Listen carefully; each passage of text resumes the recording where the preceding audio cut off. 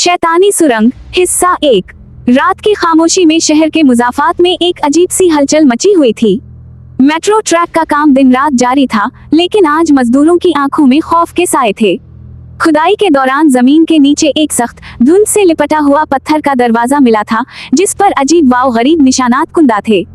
दरवाजे को जैसे ही खोला गया, एक ठंडी सांस की तरह हवा बाहर निकली और 3 मजदूर धुंध में गुम हो गए हमेशा के लिए। खबर फैली तो शहर के लोग दहल गए, लेकिन अक्सर ने उसे अफवाह समझकर नजरअंदाज कर दिया। मगर कुछ लोग ऐसे भी थे जिनकी रगों में तजस्सुस खून की तरह दौड़ता था। अरहम अपनी पुरानी जीप में बैठा सुरंग के मकाम का नक्शा देख रहा था। साथ वाली सीट पर इलेज़े थी, जिसके हाथ में एक डिवाइस था जो इसने वक्त में मुमकिना खलल पकड़ने के लिए खुद बनाया था। ये आम सुरंग नहीं अरहम, इसमें कुछ है, कुछ वक्त से बाहर, इलेज़े ने संजीदगी से कहा। पीछे फरीहान और साथ बैठे थे, दोनों को डर भी था और जोश भी। यार, मुझे तो लगता है ये वही जगह है जहाँ से मजदूर गायब हुए। हमें वापस चलना चाहिए, फरीहान ने कहा, या फिर हम तारीख में कुछ ऐसा दरियाफ्त करने वाले हैं जो किसी ने आज तक नहीं देखा। साथ की आंखें चमकने लगें। दाखिला सुरंग में रात के 1 बजे वो चारों सुरंग के दरवाजे पर पहुँचे। दरवाजा अब भी नींवा था, जैसे किसी का इंतजार कर रहा हो। अंदर कदम रखते ही उनका फोन, घड़ी, सब कुछ बंद हो गया। वक्त जैसे रुक गया हो, इलेज़े ने कहा, और उसके लफ्जों के साथ ही सुरंग की दीवारों पर नीली रोशनी की लकीरें उभरी, जैसे किसी कदीम जबान में कुछ लिखा जा रहा हो। वो चंद कदम चले ही थे कि पीछे दरवाजा जोर से बंद हो गया। हम अंदर बंद हो गए हैं, अरहम ने धीरे से कहा, लेकिन वो सब जानते थे अब वापसी आसान नहीं थी। जैसे ही वो एक मोड़ पर पहुंचे, जमीन उनके कदमों तले कांपने लगी और उनकी आंखों के सामने सब कुछ घूमने लगा। जब होश आया तो वो एक पुरानी गली में खड़े थे। इर्द गिर्द हर चीज 1800 की दुहाई की लग रही थी। कदीम इमारतें, घोड़ा गाड़ियां और लोग जो इन्हें हैरानी से घूर रहे थे। क्या हम माजी में आ गए हैं? साद ने हैरत से पूछा। ये जगह लाहौर लग रही है, अंग्रेजों के दूर का, इलेज़े ने गर्दो नवा का जायजा लेते हुए कहा। लेकिन जैसे ही इन्होंने चलना शुरू किया, दूर एक साया उनका पीछा करने लगा। वो इंसानी नहीं था, इसके हाथ लंबे, पांव जमीन पर घसीटते और आंखें दहकती हुई सुर्ख। दौड़ो, अरहम ने चीख कर कहा, और वो सब एक वीरान हवेली में घुस गए। अंदर दाखिल होते ही वो मखलूक बाहर रुक गई, जैसे वो हवेली के अंदर नहीं आ सकती। लेकिन इसकी सरगोशियां दीवारों से गूंज रही थीं। वक्त के खिलाफ चलने वालों का वक्त खत्म हो जाता है। कहानी यहीं से मजीद पेचीदा होने जा रही है। हवेली के अंदर अजीब सा सुकूत तारी था। दीवारों पर पुराने फानूस लटक रहे थे जिनमें मोमबत्तियां जल रही थीं, जैसे किसी ने उनके आने से पहले ही रोशनी का इंतजाम किया हो। फरीहान दीवार से लगा बैठ गया। यार, वो चीज थी क्या? इंसान तो बिल्कुल नहीं लग रही थी, और वो बोल भी रही थी। इलेज़े ने अपने बैग से डिवाइस निकाली, जो एक बार फिर धीरे धीरे काम करने लगी।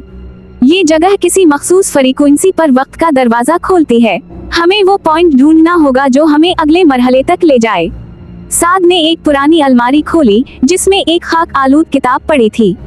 किताब पर सुनहरी अल्फाज में लिखा था, जमा का पहरा, दरवाजे 7, वक्त 1। ये क्या मतलब है? अरहम ने किताब खोल कर पूछा।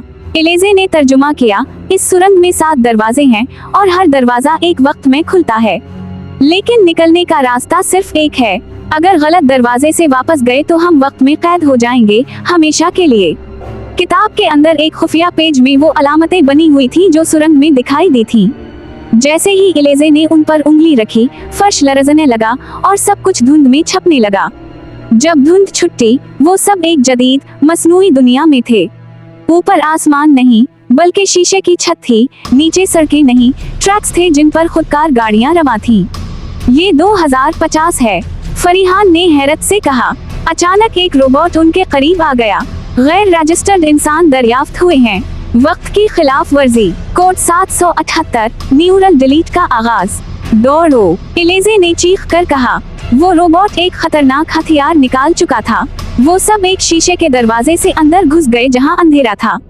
जैसे ही वो अंदर दाखिल हुए, सब कुछ फिर से धंधला हो गया। सुरंग की मखलूक का साया। अब की बार वो किसी बेरंग, बेवक्त जगह पर थे। ना जमीन, ना आसमान, सिर्फ अंधेरा, और इस अंधेरे में वो मखलूक मौजूद थी। तुम वक्त के कैदी हो चुके हो। उसकी आवाज गूंजी। अरहम ने कांपते हुए कहा, हमें जाने दो, हम कुछ नहीं जानते थे। मखलूक की आंखों में शोले भड़कने लगे। एक रास्ता है, लेकिन वो तुम सबको एक कीमत अदा करनी होगी। साद ने हिम्मत करके पूछा, क्या कीमत? मखलूक बोली, तुम्हें अपने दरमियान एक को छोड़ना होगा, हमेशा के लिए, ताकि वक्त का तवाजुन बरकरार रहे। एक खामोशी छा गई। चारों दोस्त एक दूसरे की तरफ देखने लगे। अब फैसला उनके हाथ में है। आगे क्या होगा? क्या वो किसी एक दोस्त को कुर्बान करेंगे या कोई और रास्ता निकलेगा? मखलूक उनके गर्द दायरा बना रही थी। इसके कदमों से जमीन पर जलते हुए निशानात बन रहे थे और हर दायरे के साथ वक्त जैसे सुस्त पड़ रहा था। फैसला करो। उसकी आवाज किसी तूफान की गरज जैसी थी। फरीहान हिचकिचाते हुए बोला, यार मुझे तो वैसे भी यहाँ आने का शौक नहीं था, शायद मुझे ही। खामोश, अरहम ने सख्त लहजे में कहा, हम चारों आए थे और चारों वापस जाएंगे। इलेज़े ने डिवाइस की तरफ देखा जिसकी लाइट्स तेजी से चमक रही थी। मैंने एक सिग्नल पकड़ा है, शायद एक और दरवाजा खुलने वाला है। अगर हम इस मखलूक को कुछ देर के लिए मसरूफ रख सके तो हम वहाँ पहुँच सकते हैं। साद ने फौरन कहा, मेरे पास एक ख्याल है। इसने किताब से एक पुराना जुमला बुलंद आवाज में पढ़ा, पुराने वक्त के वारिस को आईने की नजर से महरूम कर दो तो वो खुद को ना पहचान पाएगा। आईना? अरहम ने हैरत से पूछा। हाँ, इलेज़े की डिवाइस में एक रिफ्लेक्टो सतह है, हम उसे मखलूक की तरफ घुमा दें। साद की आवाज में एतमाद था। जैसे ही इलेज़े ने डिवाइस का आईना मखलूक की तरफ किया, वो एक लम्हे के लिए रुक गई। इसकी आंखें बदलने लगीं और इसका चेहरा टूटने लगा, जैसे वो अपने आप को पहचान नहीं पा रही हो। अभी दरवाजा खुल रहा है, इलेज़े चीखी। वो सब भागकर इस चमकते हुए दरवाजे की तरफ लपके। मखलूक पीछे धाड़ रही थी। तुम वक्त के कानून को तोड़ रहे हो। तुम वापस जा तो सकते हो मगर बदल चुके हो। दरवाजे के पार रोशनी थी, गर्म और तेज रोशनी। जैसे ही वो सब अंदर कूदे, एक जोरदार धमाके के साथ सब कुछ अंधेरे में बदल गया। वापसी या एक नया वक्त। जब इन्हें होश आया तो वो चारों दोबारा उसी जगह मौजूद थे जहां से सफर शुरू किया था। सुरंग का दरवाजा अब भी बंद, लेकिन शहर बदल चुका था। सड़कें अनजान थीं, गाड़ियां मुख्तलिफ और लोगों के लिबास अजीब से। एक बड़े बोर्ड पर लिखा था, साल 2091, खुश आमदीद। ये हमारा वक्त नहीं है, इलेज़े ने चौंक कर कहा। अरहम ने जमीन से एक अखबार उठाया। इसकी आंखों में हैरत थी। यहाँ हमारे बारे में लिखा है, 4 नौजवान जिन्होंने वक्त का पहरा तोड़ा। फरीहान सर पकड़कर बैठ गया। यार, हम तो सिर्फ थोड़ा एडवेंचर चाहते थे। साद ने आहिस्ता से कहा, शायद कहानी अभी खत्म नहीं हुई। और उनकी पुश्त पर एक साया दोबारा जाहिर हो रहा था। अरहम ने अखबार को मुट्ठी में दबा लिया। चारों एक नई दुनिया में खड़े थे, जहां इंसान और मशीनें एक साथ जिंदगी गुजार रहे थे, मगर हर तरफ एक गैरमरई खौफ छाया हुआ था। ये सिर्फ वक्त की तब्दीली नहीं है, इलेज़े आहिस्ता बोली, ये एक ऐसा जमाना है जहां हमारी मौजूदगी किसी बड़े वाक़ये से जुड़ी है। उनके मोबाइल अब भी बंद थे, लेकिन इलेज़े की डिवाइस तेजी से सिग्नल्स हासिल कर रही थी। इसकी स्क्रीन पर एक नया लफ्ज उभरा, क्रोनो को। फरीहान ने पूछा, ये क्या बल्ला है? साद ने जल्दी से पढ़ा, ये एक मरकजी कंप्यूटर है जो उस वक्त की हकीकत को कंट्रोल करता है और शायद वक्त के बहाव को भी। और फिर वही साया जो सुरंग में उनका पीछा कर रहा था, अब इस शहर के बुलंद वाव-बाला होलोग्राम बिल्डिंग के साए में खड़ा था। मखलूक अब पहले से ज्यादा ताकतवर नजर आ रही थी। इसकी आंखों से शुआएं निकल रही थीं और इसके पीछे दर्जनों साए रेंग रहे थे। वो यहाँ कैसे आ गया? इलेज़े की आवाज कांप रही थी।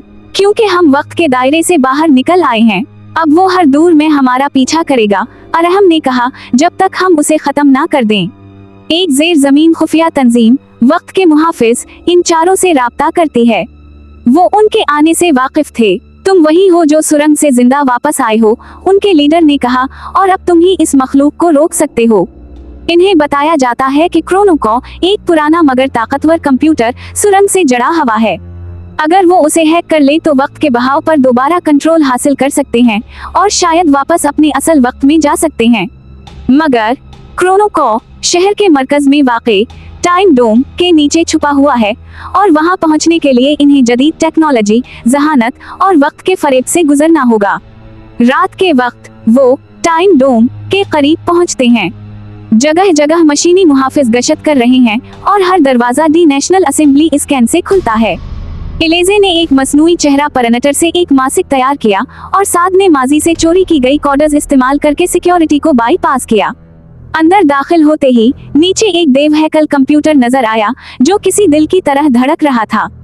उसके चारों तरफ वक्त के स्क्रीनर्स चल रही थी, माजी, हाल और मुमकिना मुस्तकबिल। लेकिन अचानक मखलूक नमूदार हुई। तुमने मुझे हर जमाने में चैलेंज किया, अब यहाँ आखिरी खेल खेला जाएगा।